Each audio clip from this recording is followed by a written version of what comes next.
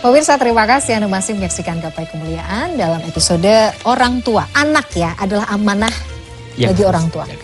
Nah, Ahilman, bicara soal orang tua dan bagaimana relasinya dengan anak. Seperti kita tadi dengar ya di segmen sebelumnya kan, sebenarnya kalau kita berharap anak kita supaya jadi anak yang soleh dan soleha, kitanya nih yang harus rajin menyolehkan diri, harus mendidik diri ini supaya juga dekat sama Allah, tahu bagaimana cara mendidik anak yang benar begitu. Tapi di sisi lain kan juga ada kita melihat orang tuanya, ayah ibunya sudah soleh loh, sudah sesuai lah dengan garis bagaimana orang tua seharusnya begitu.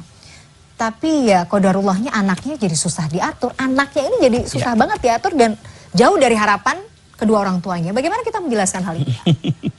Iya, disinilah letaknya kenapa kita harus menghadirkan amal soleh terbaik dalam hidup.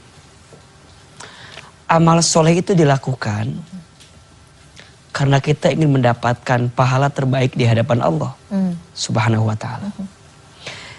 Jadi kalau kita udah berusaha membentuk diri kita menjadi orang tua soleh, tapi anak kita belum soleh, maka yang menjadi catatan penting untuk kita bukan tentang anak soleh enggak solehnya. Itu akan menjadi catatan takdir yang memang Allah tentukan. Tapi kan bagi kita pertanyaannya, kita sudah menjalankan perintah dari Allah tidak? Jadi kita menyekolahkan anak di tempat yang baik. Mendidik anak, membesarkan anak, memberi nafkah yang halal. Bukan semata-mata, iya aku pengen anak saya soleh. Iya itu benar, tapi bukan semata-mata itu. Karena soleh tidaknya anak bukan karena kita. Balik lagi karena Allah. Nah sekarang pertanyaannya, Allah lihat seberapa lapang hatimu ikhlas menjalankan semua yang kamu lakukan saat menjadi orang tua itu. Maka ndak usah kita bilang bahwa saya mah gagal. Saya gagal jadi orang tua, anak saya nggak ada yang soleh misalnya. Anda gagal jadi orang tua bukan dilihat dari anaknya seperti apa, tapi ketika Anda tidak menjadi orang tua yang mendidik anak. Jadi bukan pada hasil lihatnya, pada proses. Juga dilihat. Makanya jalani saja, tempuh saja. Hasilnya ya gimana? Gimana Allah? Dan nanti juga Allah akan bertanya kepada kita bagaimana peran kita sebagai orang tua ya. Betul. Nanti ke anak juga Allah akan tanya bagaimana peran kamu berbaktimu pada orang tua gitu ya. Betul, makanya satu kali ketika Nabi Nuh bersedih hati karena punya anak yang durhaka, kan sempat komplain gitu. Ya Allah, aku sudah taat, aku sudah menjalankan perintahmu. Tapi kenapa aku diuji oleh orang terdekat dalam hidupku? Aku diuji oleh istriku, aku diuji oleh anak pertamaku. Yang biasanya keluarga besar tuh ke anak pertama tuh kan berharap banyak gitu. Tapi ini diuji oleh istriku, diuji oleh anakku. Sampai kemudian Allah memisahkan mereka kan. Nah satu kali Nabi Nuh minta lagi sama Allah, ya Allah mana anakku, mana istriku? Sampai Allah bilang, laisa min ahlik. Dia bukan keluargamu. Coba. Dia bukan keluargamu, artinya Nabi Nuh, engkau sudah jadi hambaku yang soleh.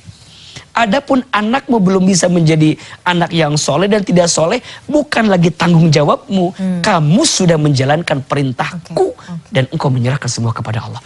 Jadi poinnya yang saya mau sampaikan, jangan pernah putus asa jadi orang tua ketika anak kita belum sesuai dengan harapan kita. Boleh jadi kita tuh mendapatkan surganya Allah karena kita sabar, punya anak yang menguji kita. Dan hidup belum berakhir gara-gara anak kita misalnya belum soleh. Boleh jadi setelah kita wafat, anak kita berubah. Dilembutkan hatinya. Justru boleh jadi anak yang paling nguji kita itu malah jadi anak yang paling sayang sama kita. Karena dia yang paling banyak mendoakan kita. So pada akhirnya dunia sementara, belum hasil akhir. Maka jangan menjudge apapun yang hari ini hadir sebagai kesimpulan terakhir. Saya tuh kalau mendengar penjelasan Ahilman, saya jadi merasa bahwa iya ya, kita tuh jangan kemudian berburuk sangka sama Allah gitu, bahwa ini tuh udah pasti anak kita tuh nggak bisa soleh gitu. Udah pasti anak kita tuh karena mungkin belum sesuai dengan harapan kita, udah pasti akan mengecewakan kita di akhir. Belum tentu. Belum tentu. Betul. Termasuk izin ya Mbak Mila, mungkin agak sedikit lurusin ya. banyak orang tua yang mengukur indikator suksesnya anak itu dengan materi. Setuju, ya banyak. Banyak. Jadi mohon maaf ya, ada yang bilang, anak saya 3A. Yang pertama anak saya misalnya mohon maaf ya, punya perusahaan A. Yang kedua A karirnya luar biasa di perusahaan B. Yang ketiga A gagal, dia cuma di rumah doang A. Sekolah aja nggak selesai dan seterusnya. Oke, hartanya mungkin yang paling sedikit. Kita bilang 1-2 yang paling sukses, mohon maaf.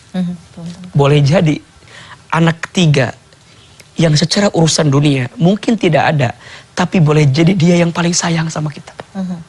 Boleh jadi nanti saat kita wafat, dia yang mendampingi talqin kita saat sakratul maut. Makanya mohon maaf, Mila saya punya kenalan lah begitu. Anaknya 3.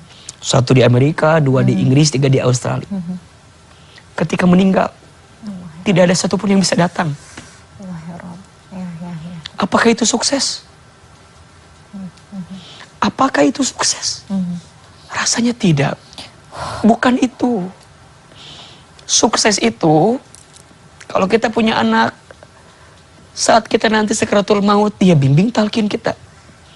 Saat kita wafat, dia memandikan kita, menyolatkan jenazah kita, menguburkan kita, mengazankan telinga kita. Saat kita sendiri di alam kubur, dia mengirimkan doa kepada kita. Maka mohon maaf, jangan mengukur kesuksesan anakmu dengan urusan dunia yang dia miliki.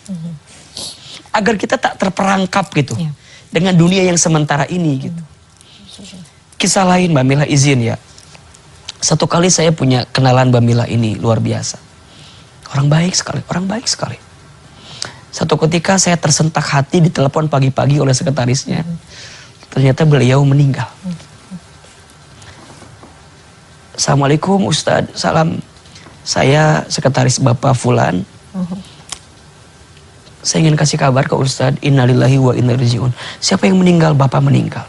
Terus saya bilang, kenapa enggak? Udah telepon istri atau belum? Belum, A. Kenapa? Saya enggak berani katanya. Karena tadi jam 10 istri yang nganterin ke kantor. Meninggalnya 10.30. Jadi setengah jam. Dia enggak mampu dan enggak kuat gitu. Boleh enggak Ustadz aja yang telepon keluarganya? Saya telepon istrinya. Saya bilang, Bunda saya mau ke rumah ya. Kenapa nanti aja sore nunggu Bapak pulang? Saya bilang nggak bisa, harus sekarang karena ada yang mau saya sampaikan.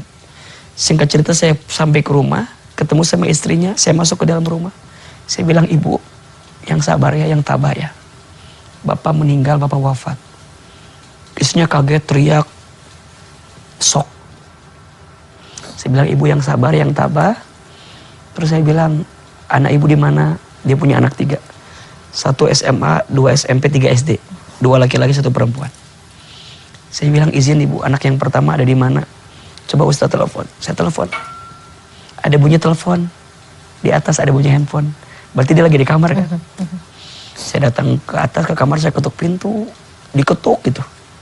Kok gak dibuka-buka? Sampai saya ketuk terus. Akhirnya dibuka pintu. Yang bikin saya kaget, ketika buka pintu, si anak itu keluar, di dalamnya bersama dengan teman perempuannya. Saya bilang, suruh pulang teman kamu siap-siap, bapak kamu meninggal. Dia nggak masih, kok bisa Ustaz? Telepon adik kamu suruh pulang. Dah singkat cerita datang almarhum, kita sholatin. Mbak Mila kalau meninggal nanti pengen yang nyolatin siapa imamnya? Anak ya? Pasti anak kita. Saya suruh dia imam sholat jenazah. Apa jawaban dia? Ustaz, saya nggak bisa sholat jenazah, gimana kata dia. Jangankan sholat jenazah Ustaz, sholat 5 waktu pun jarang-jarang. Makin terpukul hati saya. Setelah itu kita kuburin, masuk ke dalam kita azankan. Dia gak mau. Takut salah azan saya Ustaz. Ustaz aja yang azanin. Selesai kita bikin acara tahlilan begitu. Saya suruh baca Quran. Jawabannya sama. Saya belum bisa baca Quran Ustaz. Pada akhirnya saya menyimpulkan, semua bumbu-bumbu dunia ini kan ya udahlah gitu. Ternyata ya pada akhirnya harta tahta dunia yang selama ini kita kejar nggak ada artinya. Nggak ada artinya. Ketika kita bawa pulang tuh ya sebenarnya harapan kita siapa sih gitu ya mengantarkan kita gitu ya. Makanya kenapa saya ceritakan ini walaupun singkat ya, agar orientasi kita dalam konteks berkeluarga itu dilurusin gitu. meriset lagi cara kita. Bukan tentang dunia yang Baik. Baik. gemerlap itu, tapi tentang bagaimana bekal terbaik saat kita pulang. Dan anak itu amanah. Amanah. Yang kelak akan menjadi anugerah saat kita kembali kepada Allah SWT. Masya Allah, menarik sekali. Rasanya ngembeng ya tadi mendengar ceritanya ya. Menarik sekali Ahilman, tapi kita harus jeda dulu. Nanti kita akan lanjutkan pembahasan kita. Pemirsa jangan kemana-mana. Gapai Kemuliaan masih akan kembali saat lagi.